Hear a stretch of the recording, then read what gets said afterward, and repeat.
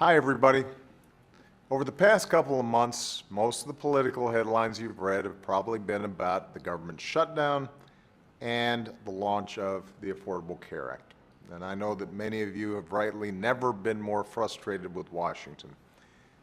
But if you look beyond those headlines, there are some good things happening in our economy.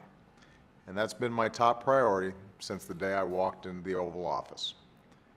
After decades in which the middle class was working harder and harder just to keep up, and a punishing recession that made it worse, we made the tough choices required not just to recover from the crisis, but to rebuild on a new foundation for stronger, more durable economic growth. 5 years later, we fought our way back.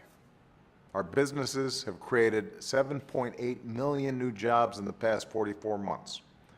Another 200,000 Americans went back to work last month. The American auto industry has come roaring back with more than 350,000 new jobs. Jobs churning out and selling the high-tech, fuel-efficient cars the world wants to buy. And they're leading the charge in a manufacturing sector that has added jobs for the first time since the 1990s. A big reason why our businesses sell more goods and services made in America than ever before. We decided to reverse our addiction to foreign oil, and today we generate more renewable energy than ever, more natural gas than anybody.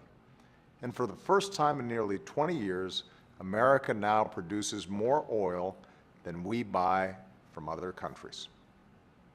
We decided to fix a broken healthcare system.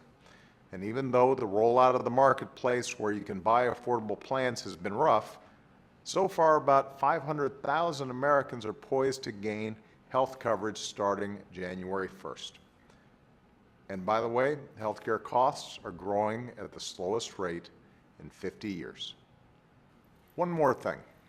Since I took office, we've cut our deficits by more than half.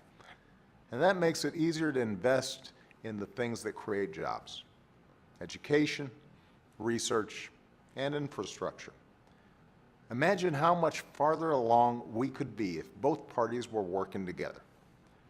Think about what we could do if a reckless few didn't hold the economy hostage every few months, or waste time on dozens of votes to repeal the Affordable Care Act rather than try to help us fix it.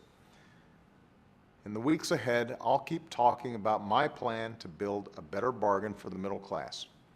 Good jobs, a good education, a chance to buy a home, save, and retire. And yes, the financial security of affordable health care. And I'll look for any willing partners who want to help. Because of your hard work and tough sacrifices over the past 5 years, we're pointed in the right direction. But we've got more work to do to keep moving that way. And as long as I'm president, I'll keep doing everything I can to create jobs, grow the economy, and make sure that everyone who works hard has a chance to get ahead. Thanks, and have a great weekend.